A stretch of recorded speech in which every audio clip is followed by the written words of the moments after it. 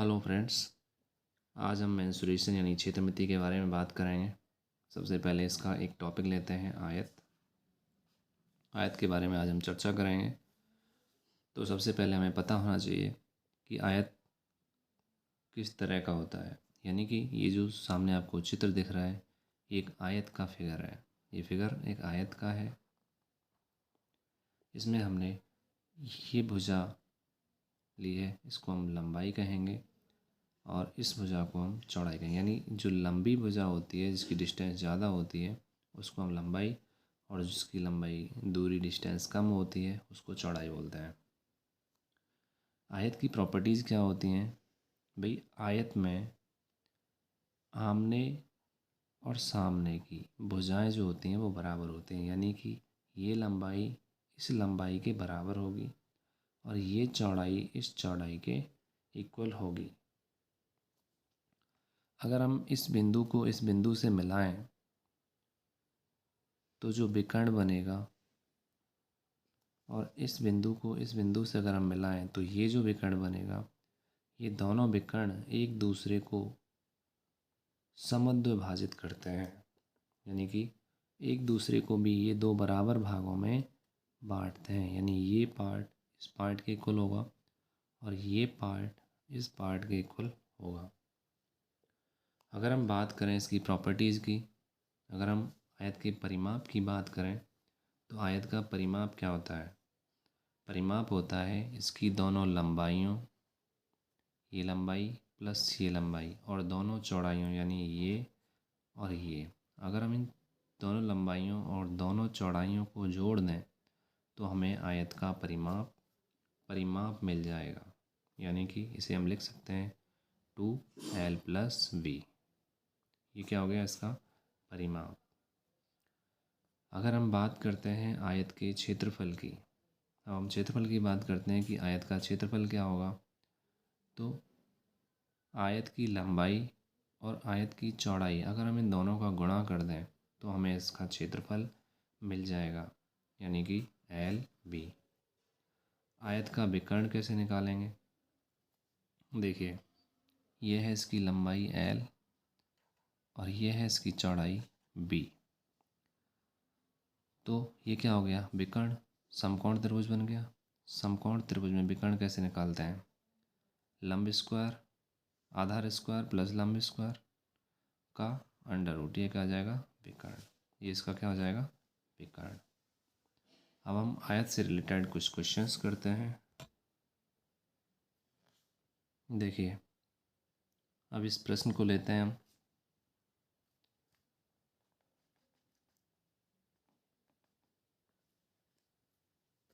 देखिए, एक आयत है, एक आयत है जिसकी लंबाई दी हुई है 5 मीटर तथा इसकी चौड़ाई है 3 मीटर। आयत का क्षेत्रफल ज्ञात करें। अब हमें इसका क्षेत्रफल ज्ञात करना है। तो हमें पता है आयत का जो क्षेत्रफल होता है, आयत का क्षेत्रफल बराबर होता है आयत की लंबाई इंटू उसकी चौड़ाई, यानी कि l/b। अगर लंबाई और चौड़ाई का गुणा कर दें तो हमें क्षेत्रफल प्राप्त हो जाता है। यानी लंबाई कितनी है? 5 मीटर इंटू चौड़ाई कितनी है? 3 मीटर, यानी कि 15 मीटर स्क्वायर। ये आंसर हो जाएगा।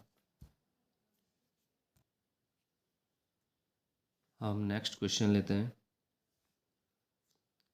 एक आयत है, एक आयत की लंबाई 50 मीटर तथा क्षेत्रफल 1500 मीटर स्क्वायर है। तो आयत की चौड़ाई ज्ञात करें। यानी कि उसकी लंबाई दे रखी है, लंबाई दे रखी है कितनी? 50 मीटर। क्षेत्रफल कितना दे रखा है? 1500 मीटर स्क्वायर। हमें पता है कि आयत का क्षेत्रफल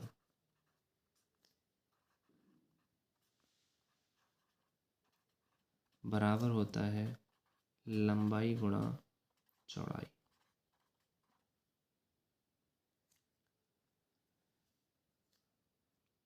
अब आयत का जो क्षेत्रफल है वो कितना दिया हुआ है 1500 मीटर स्क्वायर, तो यहाँ 1500 रखेंगे। इक्वल टू लंबाई कितनी दी हुई है 50 मीटर, 50 चौड़ाई हमें ज्ञात करनी है।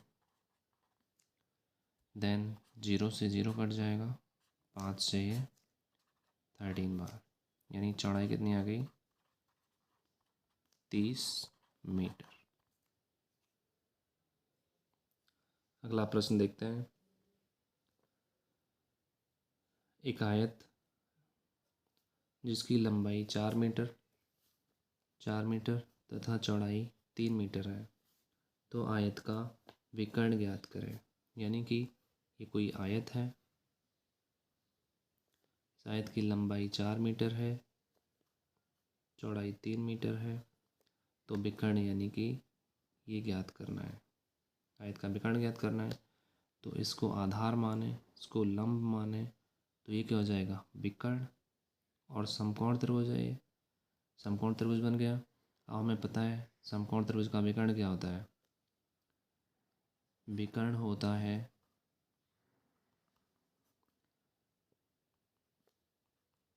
लंब का स्क्वायर प्लस आधार का स्क्वायर का अंडर रूट। यानी कि आयत का विकर्ण क्या आ जाएगा,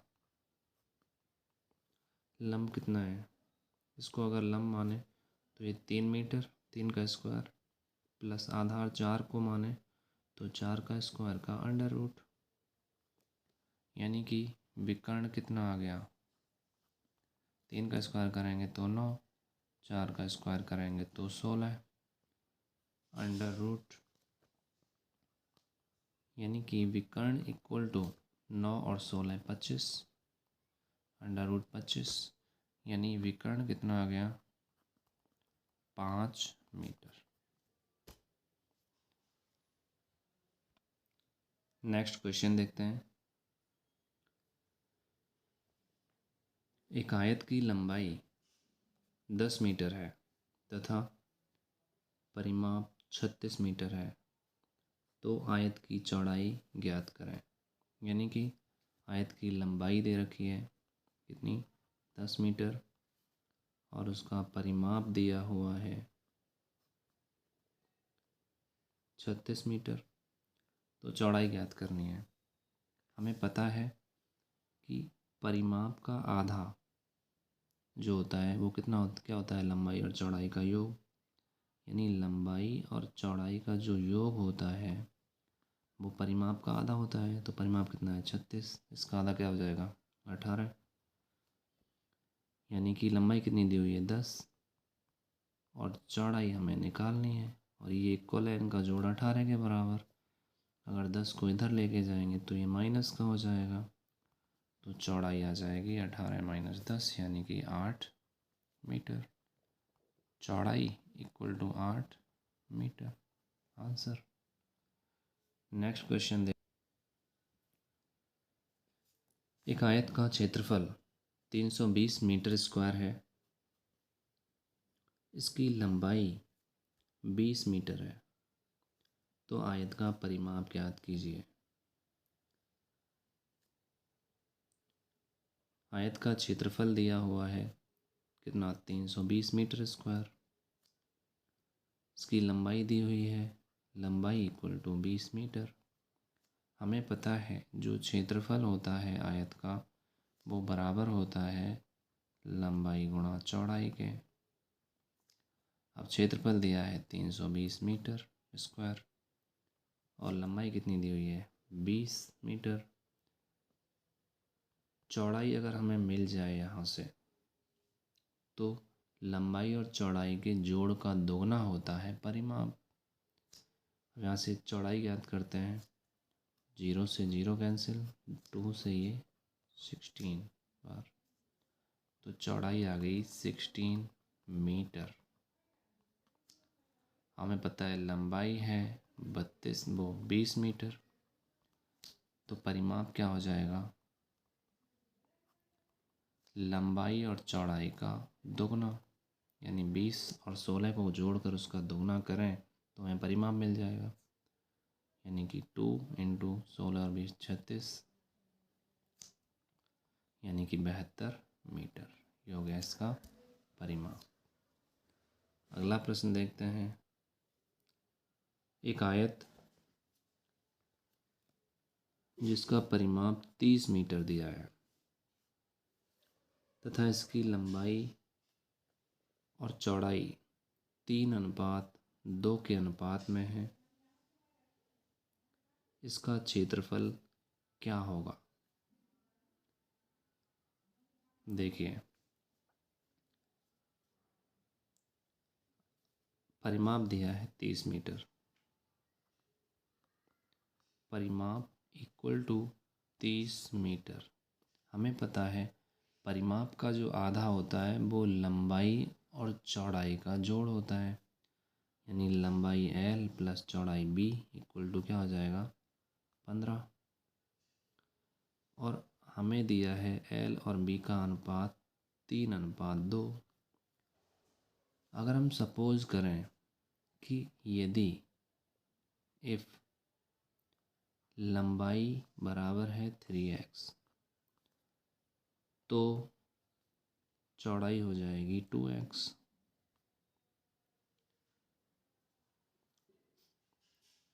इसको इक्वेशन 1 नाम दे देते हैं, इसको इक्वेशन 2 नाम दे देते हैं।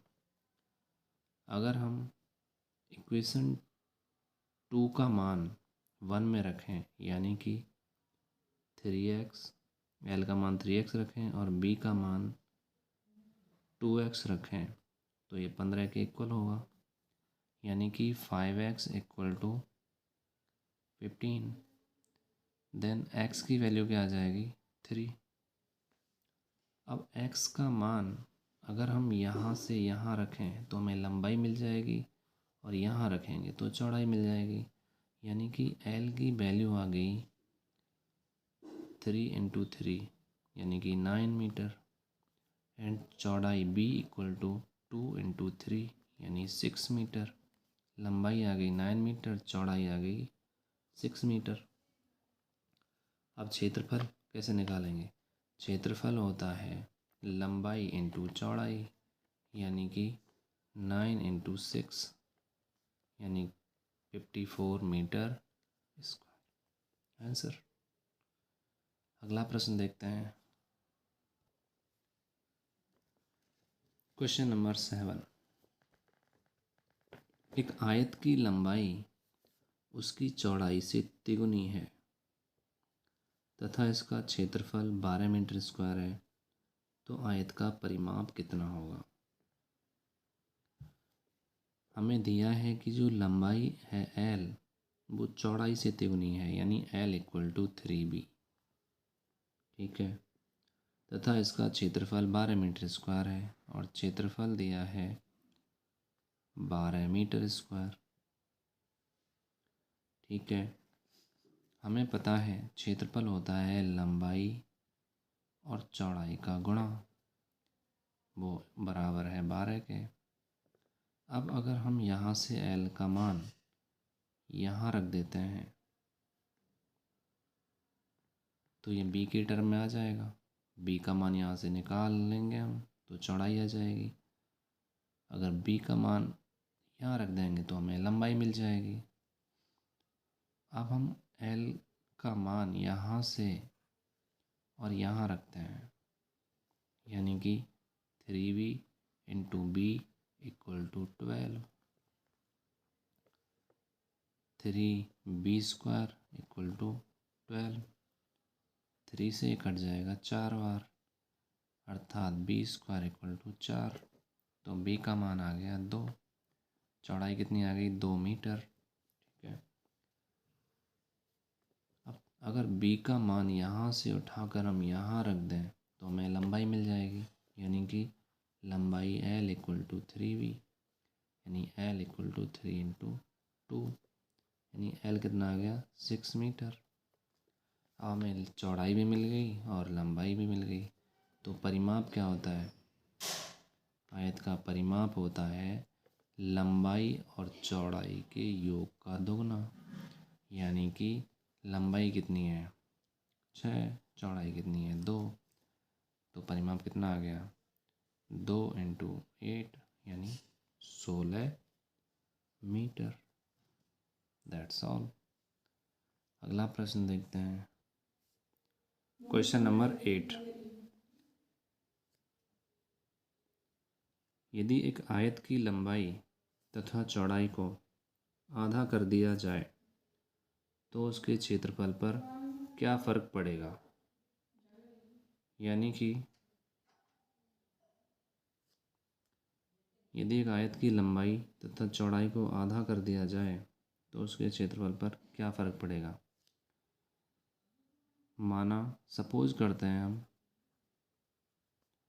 उसकी लंबाई है, आयत की लंबाई है L, चौड़ाई है B, तो उसका क्षेत्रफल अब क्या होगा, क्षेत्रफल होगा LB। ठीक है।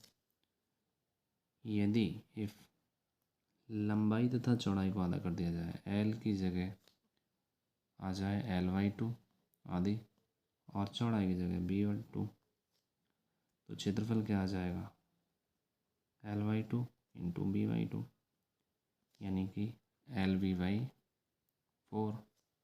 पहले क्षेत्रफल क्या था LB, अब क्या हो गया LB/4, यानी कि चौथाई हो जाएगा। That's all. आज के लिए इतना ही। नेक्स्ट आगे देखते हैं अगले वीडियो में।